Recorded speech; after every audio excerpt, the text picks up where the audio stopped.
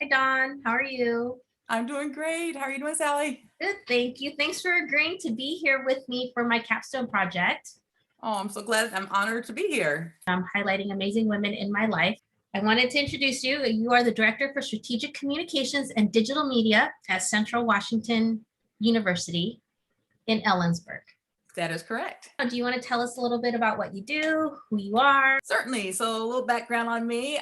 Native of Washington State. I've worked in higher education for the last, now I'd say 20 years, and all of it within the communications area. So I've worked at a community college and now at a university in public affairs. And so I've done everything from marketing to communications and I just love to share everything that we are doing wonderful at the institution with our public and with our government.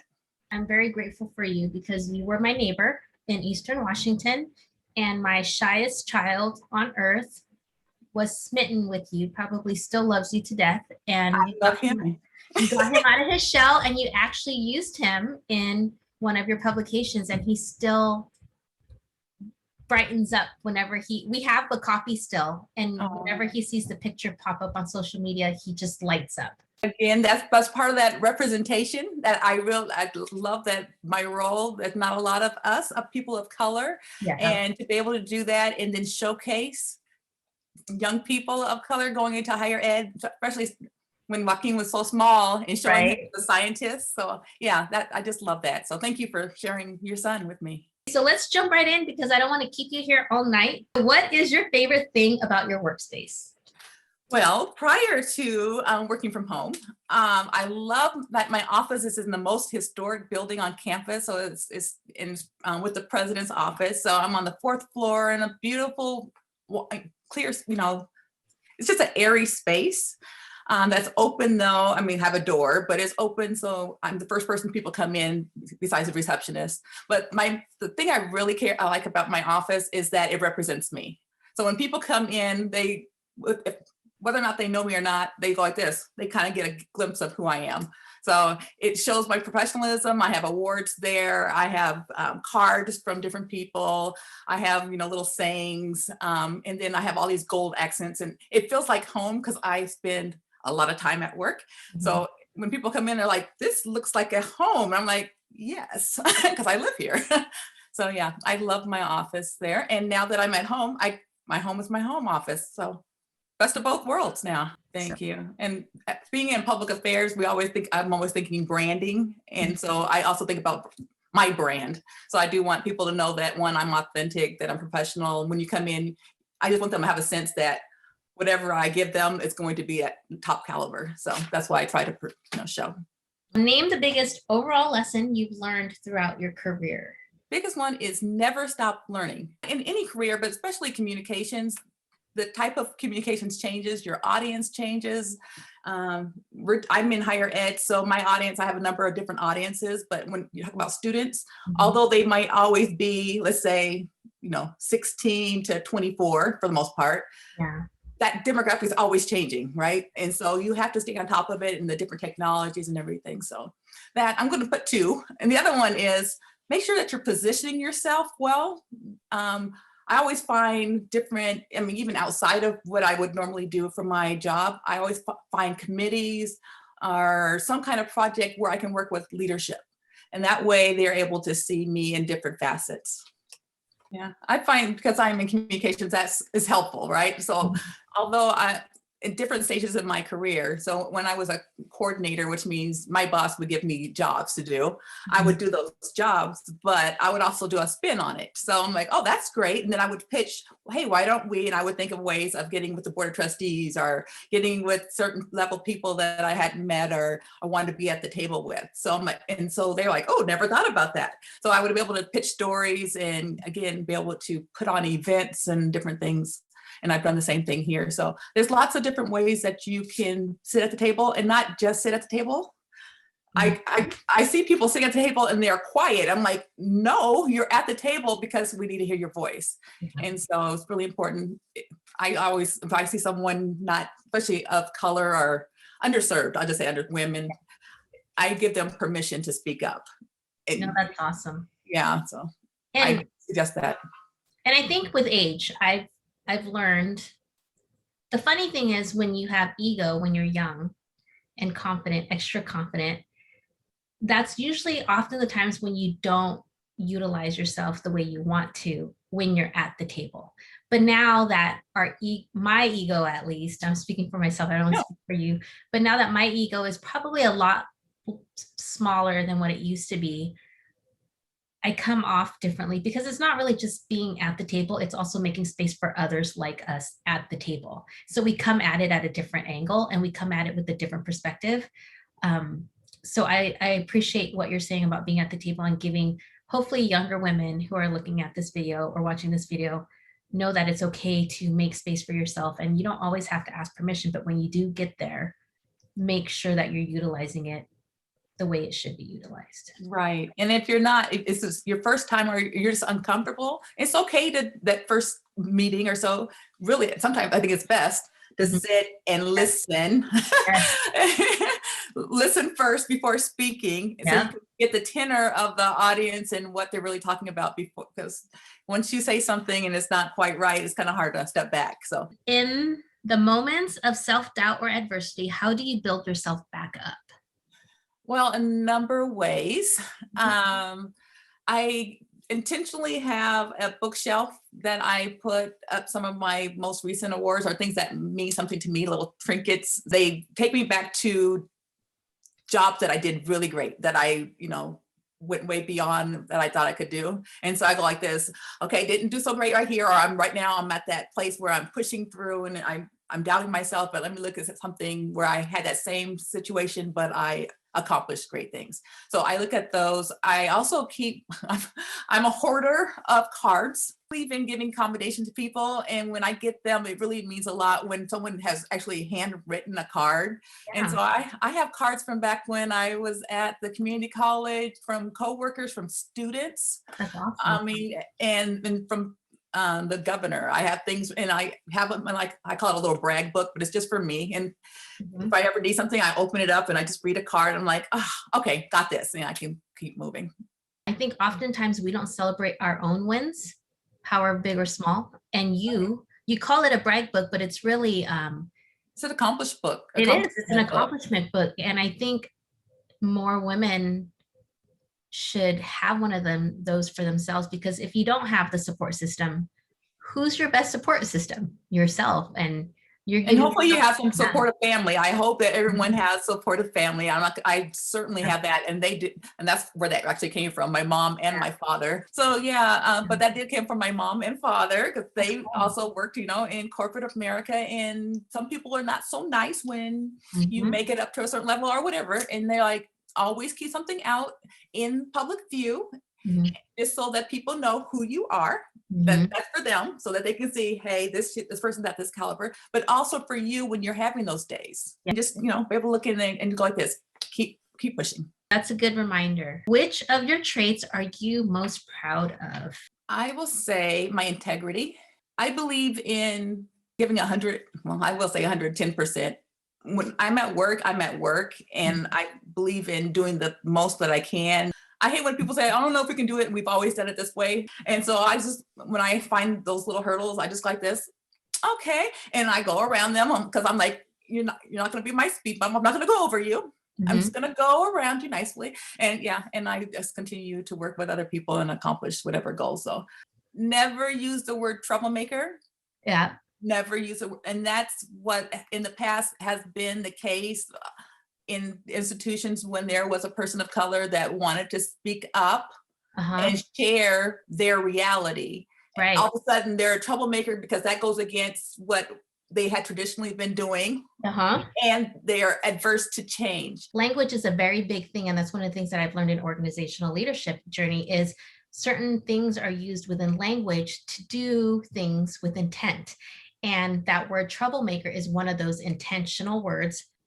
At one point, the people who use this label they're gonna realize that the women and the people of color that they are labeling this wear it with a badge of honor and are gonna keep doing what they're gonna do because they know the intent behind that language. Language is very important, and a younger person who might hear that, that might actually stop them from doing what they want to do. That's And exactly that was right. the intent. Intent to So stifle them, Yep. derail them, and to leave. So yeah. anyone out there listening to this, do not let that stop you. Yeah. Name your greatest success or something you're most proud of in your business experience.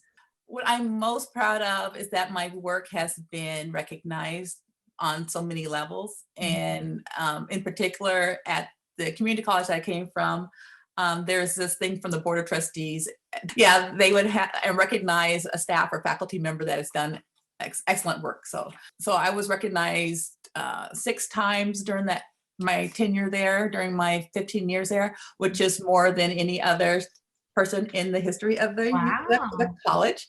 And then I came to Central, and I received the board of trustees recognized me and gave me a resolution about my work and everything during emergency communications and that just blew me away. So it was just something that I'm like, you don't know that people are seeing you and really recognize your work, but to have my boss, who's the vice president of communications, and the president and the board of trustees just go, yeah, we saw you. And, that just, that made my career. I don't need to do anything else now. I just feel good. And I'm glad you're doing your wins on here, because other women and young women need to be more comfortable talking about those wins, because that happens in the boardroom. That happens when you're sitting there at a round table with other leaders. They're doing it, they may not be doing it there, but they're doing it behind closed, Yes, they are. Yeah. And when they go for interviews, a lot of times we step back and just kind of go, what? And we always talk about the group instead of, and I've purposely sat on a number of interviews at different levels just to see how they come across. And men, I, and no one thinks anything different. But when a woman, and I remember a couple where there were some strong women and they said, and people like, how dare she? I'm like, she said the same thing that he said. Yeah. What's the difference? Yeah. So I think we all need to really listen to those words. Like you said, language is important, and really understanding that we do need to toot our own horn, but we also need to normalize it, because it's so normal for men to do it, but it's not normal for women to do it. And so when it is two people side by side, one is perceived differently than the other. And so being cognizant of that makes you aware of what you need to work on, as well as a collective as women. Very cool. Congratulations on your recognition. Well, thank you, Sally. Okay, what is your personal or professional motto?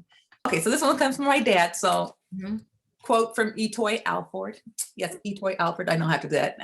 Etoy. You did not wake up to be ordinary. My dad always told us kids, every day you get up, it's like you're extraordinary. And so every day you wake up, you did not wake up not to be extraordinary. So so I think about that. Name a woman or women, past or present, whom you admire or look up to. I have 2. One is an athlete. So Wilma Rudolph. She was a woman back in the 60s, a Black woman who went to the Olympics and won all these gold medals. But prior to that, she was born like the youngest of, I forget how many kids, let's just say 13. It was some crazy, in Tennessee to poor parents. And she ended up getting, I think it was polio or something with her leg. So she couldn't walk, and she couldn't go to the white hospital. They wouldn't go to the white hospital, but they told the doctor, Black doctor came and gave her mom and dad all these exercises to do with her leg, and said that she probably would never walk, but at least she can be on some braces. Anyway, parents did everything they could, and she went from, not being able to walk to walking with braces to winning and being the fastest woman in the world. And she's just amazing. Yeah. So I take that with me and realize that really there's nothing that can stop you if you put the effort in. Yeah, that's definitely overcoming adversity, right? And doing it that well to be the fastest woman. There's so many different things. There's poverty, that's racial thing. There's the, disability piece. And then growing up in Tennessee and rural Tennessee and going abroad. So really she broke barriers everywhere she went. So That's pretty cool. Love her. Number two is my current boss. Her name is Kremier, K-R-E, I know, M-I-E-R-E, Jackson. And she's the vice president for communications here at Central Washington University. And she has been my mentor and boss for the last, I would say, 3 years. Through her leadership, I have just been inspired. She is the hardest, I really value people's strong work ethic, but she is the hardest working woman, and she's always trying to build people and stretch people. Wherever she can find someone, she's trying to build them up and trying to get them to the next level. She's always looking at how can we look at something different, and next time let's try to make it better. And she also, my goodness, so outside of the office, then she's working with students. You can see her she'll walk around and talk with students and encourage them to better themselves. And she's a champion for people. She's one of only 2 people on the in the cabinet of color. Wow. So yeah, so true servant leader. True servant leader, and she holds. I know it's a heavy lift for her, being the only person really. I won't say who, but there's 2 women of color, and and things come up, and she's like, have to speak up. So she's got a lot on her, but she keeps pushing, and I'm just really inspired by her. And that her integrity is just amazing. That's awesome. And so you have someone from the past that you look up to, and you have someone right there in front of you showing you how to be an aspiring leader and everything. Yes. And I early on, I asked her, hey, can you mentor me? And boy, she'll tell me things that I need to work on. And I'm like, thank you. And please be very open. And, and I just really appreciate that kind of feedback. And my question is, how do you think you having a live person as your mentor right there in your office working and growing you? So I'm 50 and in my life, this is my first African-American boss ever. Okay. And then as far as working directly with anyone who's African-American, this is my first time even being in the office with someone that looks like me.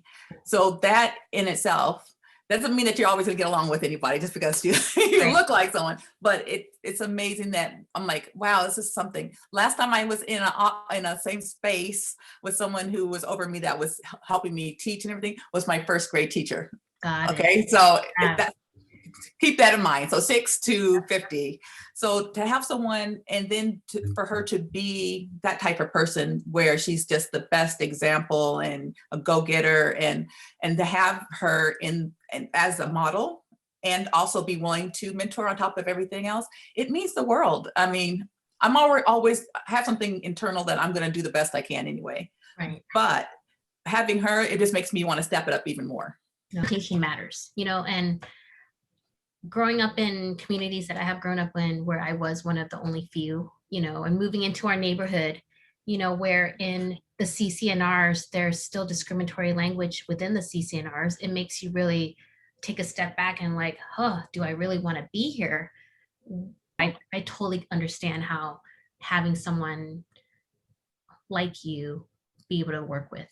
Has learning from a mistake ever led you to success? Yes, every mistake has led to a success. I really believe that's how you learn. Not everything's going to work out and be like, because that's just not how life is. Yeah. So even if you tried one thing one time, it doesn't mean that the next time is going to work perfectly. So I have learned that to be flexible is the best thing to do. During COVID, oh my goodness, pivot. I'm in charge of emergency communications on top of everything else. You just have to pivot. One thing you're like, we got it all ready. Here it is. We're going to send it out. Oh, the governor just changed. What? He just put a release out. Mm-hmm. Yeah. And you learn when you send something out and you didn't get it approved by one person and that was wrong. You like this, and you do. You just realize, hey, I'm human. I think sometimes from those mistakes, You do. I think it's a humbling thing, which is great because everyone needs to be humble, right? So I think it's a great thing to be humble. It also teaches you that how to apologize in a, and go like this, you know what, I did miss that. So sorry. And it also gives you opportunity to figure out what's a better process in the future. So you learn processes and you just keep moving. What's the first thing you do every morning to start your day on the right foot? Oh, so before I even get out of bed, I roll over, grab my phone. I know most people go like this, don't get the phone, but I have a reason. So I go to my phone and I'm a Jehovah's Witness. So I go to jw.org, push open, and there's a tab at the very top that has the daily scripture. So every morning I read my daily scripture, and it's just like a scripture, a quote, and then it talks about, it gives you more information about how you can use that in your life, real life, and so I meditate on that. And I'm like, okay. And then I put it in I have this little notebook which shows, click, I did that for the day. And then I have another little doc in my notebook that says pray every day. So then I go like this and I do my prayer. And then I'm like, okay. And then I'm ready. And so that helps me keep my integrity. Like I said, things are going to go askew during the day. And I want to make sure that I represent my God correctly. I just finished a course called Listen, Discern, Decide. And so what you just described is what was actually asked of us for 8 weeks, was to sit in silence for 10 minutes and just focus on that silence. And the funny thing is, our language, what we interpret or what we believe silence is not what I learned is silence. And that silence that we were taught, or that I learned about in this class, is really this presence in you that you get to hear. You talk to God, it's your emotions. The emotions that are within you are probably coming from God, or to you from God, or vice versa. And it's in hearing these things that help you discern. What you just described is what we were made to do for 8 weeks. And I say made because it was an assignment. But I think that was probably one of the most beneficial things for us to do, was do what you just described. Because That's awesome. Yeah. I will say that, since spiritual, I'll say that, talking to God, that's the prayer, right? So prayer to him, and then reading the Bible is his word, his letter to us. And so I find when I do my daily Bible reading, on top of that, at night, so he's talking to me through, and I'm like, oh my goodness, that will answer what I was, asking about, or there it is. So so it's that communication. Oh, that's it is. It is a communication back and forth. So okay, no, that makes sense. Okay, very cool. Very cool, Dawn. It is. Yeah. Our last question is, in your opinion, what are the top 3 things someone should consider before jumping into a role or industry similar to yours? The role of communications is very broad. You can really do a lot of things with a communications degree, or journalism or marketing. One is be open. And I believe in if you know exactly what you want, then go for it. Mm-hmm. There's certainly a path. I'm more of a fluid person. I like to try everything out, and I love communications in that every day is different. There's never the same day, every day. So keep that in mind too. So if you're somebody who's very linear, communications is not the role for you. You're going to learn a lot of information that is not privy to most people. So if you're not a confidential person, this role is not for you. Mm-hmm.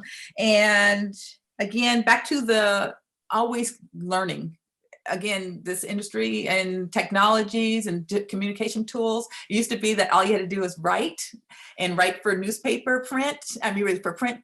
And now the same writer has to write that for print. They also have to write now that same article for tweet, what's called social media. They also have to do a blog. And so, and and for radio and for, video. There's a lot of complexity in communications, and that's just this much. But that's what I love about communications. So, hey, this is real life. Bye. That just made my heart feel so good. That's good. I'm glad. Me and another interviewer were just talking about this. This is life. This is life with COVID, right? I think it's the best life. You're going to look back at this and go, right now, I know you're like this. You're messing up my interview for my job, but this is what we do. And I think it's precious. It's life. Okay, so that was it. That was the last question. You always amaze me, Dawn. You do things with grace. You do it with a happy attitude. You do things and you just take life and you always have a positive spin. And I think that's the reason why people gravitate to you. One of the coolest things that I saw you do a couple years ago was an interview with one of my favorite sports people. Do you want to tell people who you interviewed? Sorry, am I not allowed to say this? First of all, thank you, Sally, for the kind words. And everything you said about me, it goes right back to you. And I think that's why we gravitate towards each other. I'm just like, man, I'm so lucky to have such a great neighbor. I so miss you. But yeah, but you've helped me when I was looking at different things and changed my career. I was trying to figure out what do I want to do next. And you always just had the right thing to say. I'm like, ooh, or the right book. Thank you for lending me books.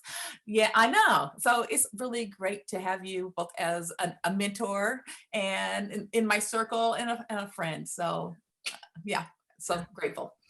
The story, it goes like this. So when I came to Central, there was an opportunity. I know there's an opportunity, and this is what I was talking about, taking opportunities where they come. And I was in a staff meeting where they said, hey, there's going to be a conference. We don't know who the person's going to be the keynote yet, but this is coming up. So I kept that in the back of my mind. It was a students of color conference for the state. Cool. So it came up, and then they said, oh, it's going to be Richard Sherman. And I said, and so someone, they asked who wants to do this. And I said, oh, I'll do it. I'm not going to lie. Did not know that name from nothing. Oh, and for those of you who don't know who Richard Sherman is now. Okay. Richard Sherman was on the Seattle Seahawks football team, winning Super Bowl. Yeah. And he's an amazing player. And he's now with the San Francisco 49ers, I believe. Yeah. Okay. He's amazing. Okay. So anyway, because I stepped up and I took that on, I was able to arrange his whole event and set up when he came into the office, and behind the scenes, I was in charge of that and got to meet him and talk with him and his then girlfriend, but now wife.